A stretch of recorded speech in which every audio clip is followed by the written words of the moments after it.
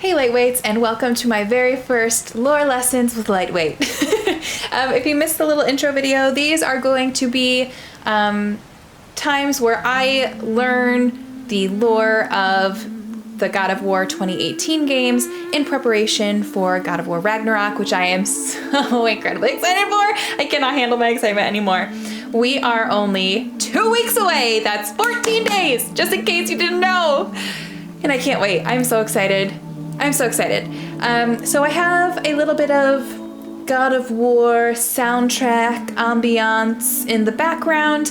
I will link the video that I am using for that. I'm just playing something off of YouTube while I talk so that it's not totally quiet, but I will link that video so that you guys can use that because this just is beautiful. The scenery they chose, the music, it's just beautiful. So definitely check that out. I'll make sure to link it in the description below. And like I said in my intro, just in case you missed it, I'm getting all of my source material, all of my information from Lore and Legends, which is written by Sony and also Rick Barba. So it's called God of War, Lore and Legends. Definitely check that out. It's really freaking cool. This is like a little journal that was created during and after the events of God of War 2018. So this is what I'll be using. This is what I'll be referencing. Now, I'm gonna put a disclaimer out there. I, during these videos, originally was gonna try to connect them to the trailers, try to talk about trailer things, but I decided for these videos I'm not gonna do that. I'm simply going to stick to what is in this book, which is all stuff we've learned in God of War 2018, with the exception of one section, which we'll get to later on in the videos. That way, people who don't want any spoilers, including trailers, because there are a couple of you out there, can still watch this video, but I am gonna throw the disclaimer out there. I'm not talking spoilers. Obviously, I don't have the game yet. I don't, have not looked into any of the leaks or any of the spoilers like that, but I might slip up and talk about the trailer or reference the trailer if I get excited about something or if I have an aha moment. So just watch at your own discretion. If you really, really, really 100% don't want to know anything about the new game, maybe just hold off on these videos because I cannot guarantee that I won't just get excited and talk about something from the trailers. So that is going to be my little PSA there. Also, I had asked you guys what you wanted to see. Sorry, I know this is a long rambling intro. I'll keep them shorter after this, but just a lot I want to throw out there before we get started. I had asked what you guys wanted to learn about. I was gonna clump those sections together in videos, but then as I was skimming through and finding the different topics, I was realizing that certain things were referenced in other things. So I think it's just best to go in order. So basically what it did is Atreus like chunked different segments with different headings.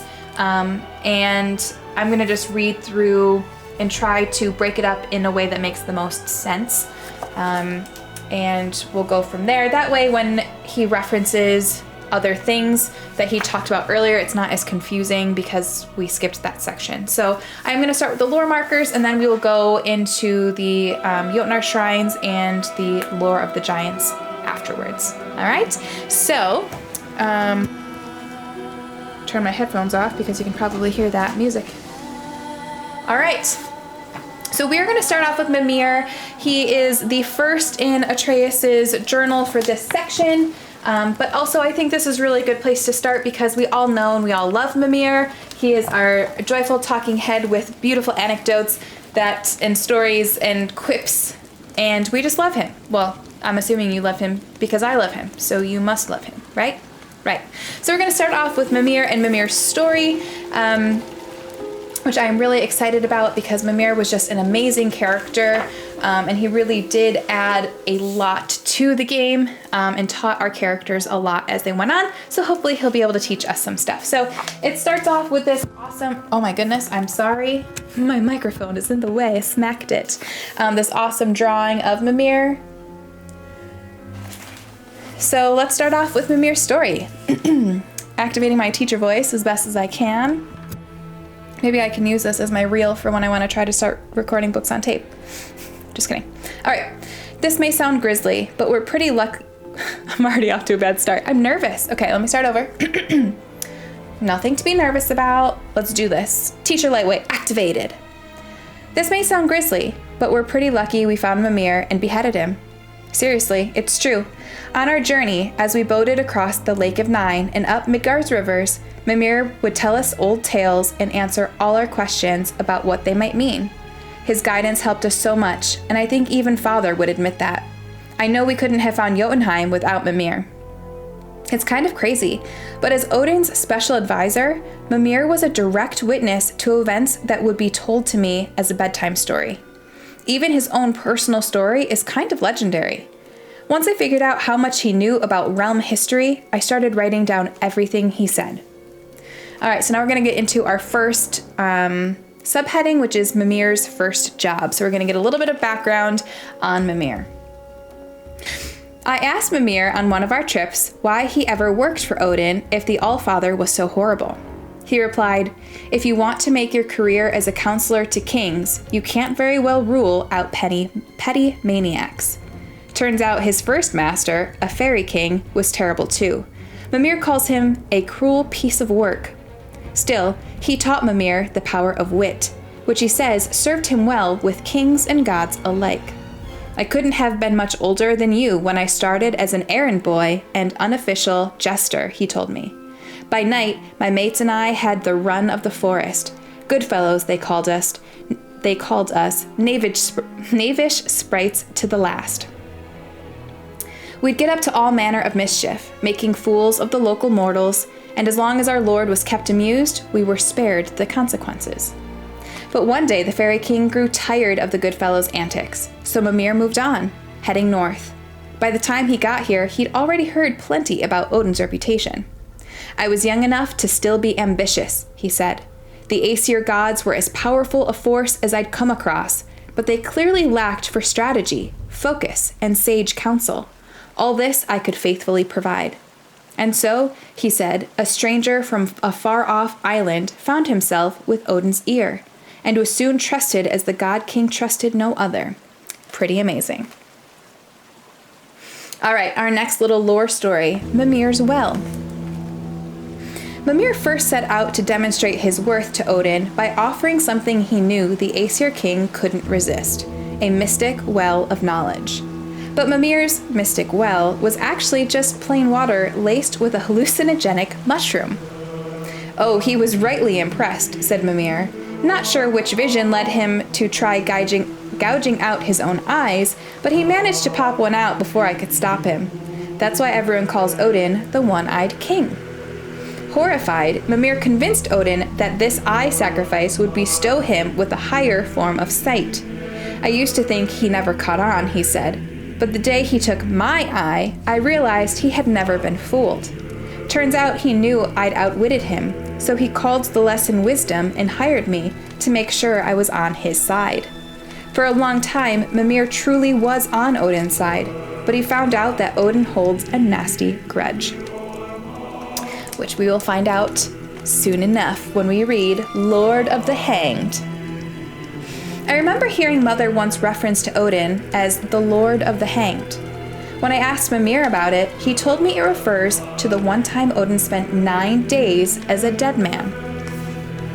Hung himself by the neck from Yggdrasil's branches, he said. Put his spear through his own side and bled down into the well of destiny. Mimir said Odin roamed the realms of the dead and tried to plunder the world tree of its secrets, until Yggdrasil finally got fed up with him and sent him back to the land of the living. "Did I not mention he was barking mad?" said Mimir. "Odin is totally obsessed with drinking up all the knowledge he can find." Mimir and Odin. Mimir served as Odin's advisor for more than 100 years. Early on, Mimir decided that his true purpose was to gently steer the mad god king away from his crazy obsessions. But Odin lost trust in Mimir and imprisoned him in the tree on the mountain summit where we found him. Later, after he joined us, I asked Mimir what exactly he did to get Odin so mad at him. "Well, for a long time, my job was to enable Odin, and I was excellent at it," he said. "Gradually, as I grew more to care about people and the world, my job became to serve peace by containing him. I was protecting Odin from himself. So, by serving peace, Mimir believed he served Odin's interests as well. But eventually, Odin saw it as disloyalty. no longer trusting Mimir's motives, but not wishing to part with his advisor's brain or tongue, Odin bound him to a tree and tortured him every day until we found him 109 years later. See, I'm glad we came along to cut off Mimir's head. So was he. All right, so we are gonna stop there. So let's, I guess, just talk a little bit about Mimir and try to, I guess, analyze what we've read. Is that kind of teacherly? We will pick up tomorrow with the Vanir-Aesir War and how Mimir came up with a plan of peace for that. And then we will go on from there, which will lead into Freya and Balder, and a little bit about Thor. So we've got a lot of topics to cover. But I do think it's interesting for Mimirs Story. I don't know how close to actual Norse lore these stories are, because I know nothing about Norse mythology other than like the basics, like Odin and Freya, you know, obviously Thor, Loki. So I don't know how accurate these stories are, or these anecdotes are. I would be curious to know if they stuck pretty true to the lore or not. But I do find it fascinating how Kratos, I haven't played the original games, but Kratos is obviously the god of war of Sparta, or from Sparta in lore in these stories. And then he somehow makes it to this realm with this Norse lore, Norse mythology. It kind of seems like Mimir is very similar in that, where he was not from this area originally. He was from a land with fairies, Faeries, not like Tinkerbell fairy. So I don't know if in the actual lore of Norse mythology, if that is accurate, or if they kind of did that to tie it into Kratos being new to this land as well. I'm not sure, but I do find that to be interesting, that Mimir was an outsider trying to find his place. He was young, he was headstrong, he was trying to be the advisor to the king, a job that would be, well, the god king, a job that would be the envy of anybody, would probably be a position of power. And he was witty enough to do that because of his time with the fairies, who, if you know anything about fairy lore, which I know very little, I'm not an expert on that either, but fairy lore, again, Faer, they're very cunning, they're very gray area. They'll say one thing and they have to do what they say, but the way they said it allows them to have a lot of loopholes. So if Mimir was raised in that land, he would learn a lot of wit, like he said, or like they say in this segment. So I could easily see Odin trusting him or falling for him, because Mimir is just very witty. So Odin seems to do that, and Mimir thinks it's going well, but Odin is smarter than Mimir gives him credit for, and Odin is kind of just trying to learn from Mimir, but also not fully trusting him, and that gets Mimir into trouble, which we discover when we find him grown into the tree in God of War 2018. So I think that's really, really cool. I'll be curious to see how he ties into the Vanir-Aesir War. We know from the story of 2018 that that's kind of when Freya comes into play. So yeah, I'll be excited to get to that point. But they also don't really say why Odin decided to sever ties with Mimir. It says he became distrustful because Mimir was trying to help the realm, so Odin didn't trust his loyalties or his interests. But it doesn't say that there was like one big event that led him to being like, nah, I don't trust you anymore. So maybe we'll hear about that later on. But that is part 1 of Lore Lessons with LiteWeight. So we know a little bit more about Mimir's backstory. He is our head talking friend. Gonna talk a little bit about the trailer here already, so turn off now if you don't want to hear anything about the trailers. It's gonna be very quick, but I don't want anybody having spoilers if they don't want them. So 5, 4, 3, 2, 1. Okay, we do see Mimir in some of the trailers for God of War Ragnarok, but I don't recall seeing him in all of the trailers. So I don't know if that's just like we put him down for a minute and he wasn't attached to us, or something's gonna happen to Mimir that's going to lead him to not being with us for the whole game.